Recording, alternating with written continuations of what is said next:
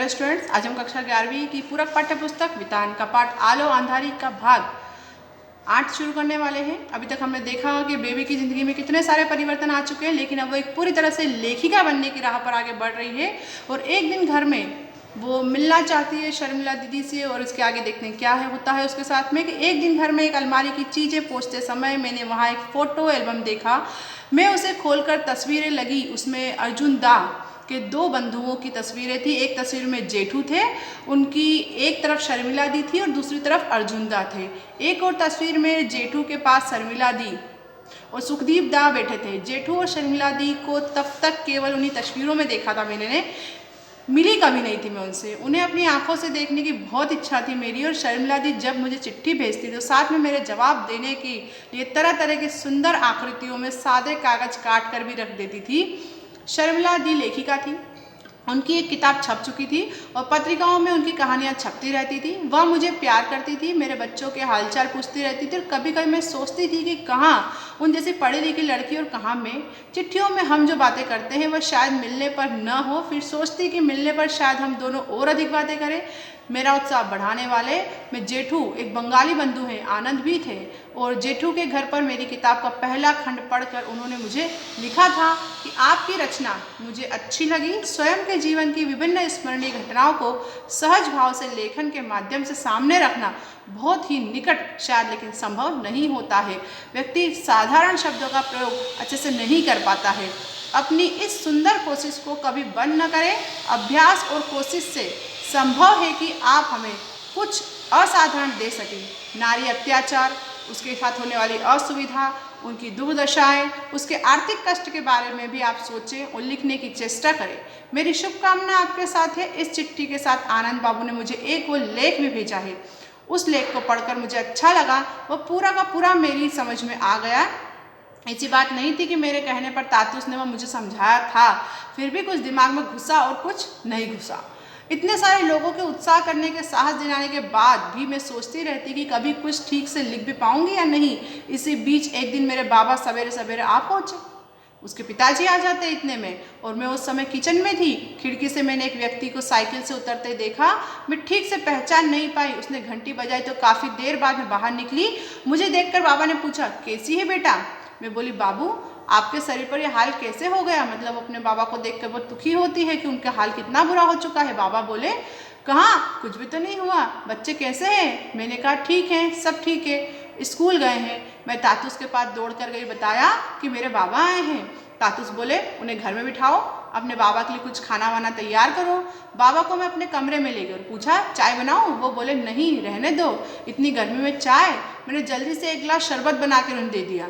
गिलास हाथ में लिए बोले, तू भी थोड़ा ले ले बेटा। मैंने कहा, नहीं बाबू, मैंने अभी अभी चाय पी है। माँ कैसी है? वो बोले, ठीक है, तुम्हारी बहुत याद करती है। मैंने सोचा, करेंगी क्यों नहीं, 2 वर्ष जो हुए जा रहे हैं, अभी तक दूरी के कारण मिलना जुलना नहीं हो सका है उनसे। अभी 2-1 दिन के लिए वहाँ चली जाऊँ तो शायद वही झगड़े फिर से शुरू हो जाएंगे।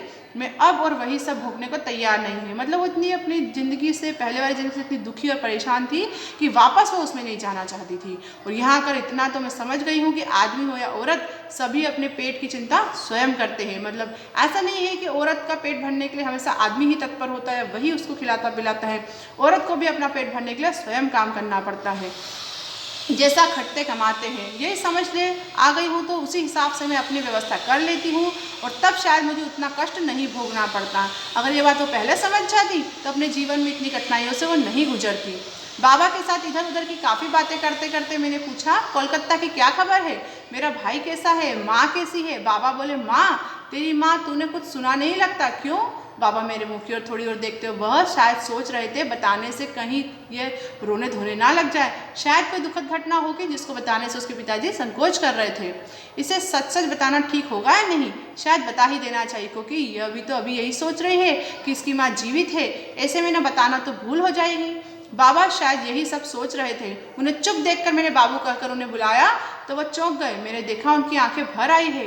तब मुझे लगा कि मेरी माँ शायद नहीं रही। मेरे मुंह से निकल पड़ा, क्या हुआ बाबू, माँ की तबीयत तो ठीक है?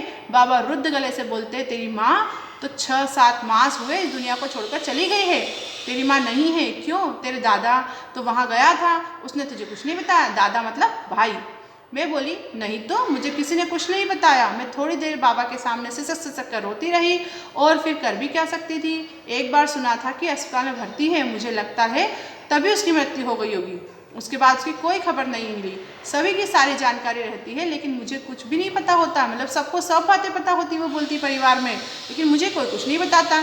मेरे दादा, बऊदी, भाई कोई बहुत दूर तो रहते नहीं हैं, रिक्शे में 10 रुपया भाड़ा लगता है सिर्फ, फिर भी कोई एक बार भी मुझसे बताने नहीं आया। बीच में मैं कई बार वहाँ गई थी लेकिन तब भी किसी ने मुझे कुछ नहीं बताया।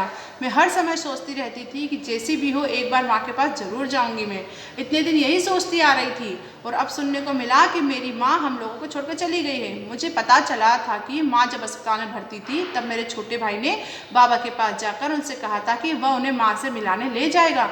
बाबा नहीं गए। वह क्यों जाते? उन्हें जाने की दरकार ही क्या थी, मतलब ज़रूरत ही क्या थी? उन्हें किसी चीज़ की कमी नहीं थी, बाबा का जाना उचित होता। मुझे लगता है वह जानते थे कि माँ नहीं बचेगी, फिर भी वे नहीं गए। मतलब वो सोचती है कि उन्हें जाना चाहिए था लेकिन वो फिर भी नहीं जाते हैं। मेरे भाई को वैसे ही घूम फिर कर घर लौटाना पड़ा। मेरे ख्याल से बाबा ने भूल की। अंतिम भेंट की तरह एक बार माँ को देख आ सकते थे लेकिन नहीं गए। माँ का क्रियाक्रम मेरे भाई को अकेले ही करना पड़ा।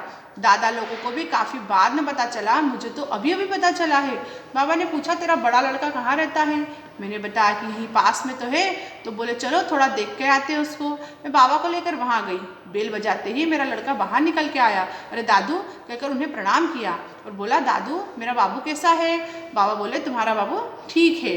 मैंने साथ चलने को कहा, वह नहीं आया। भाई मेरे लड़के को देखकर बाबा की आंखें भर आई थी।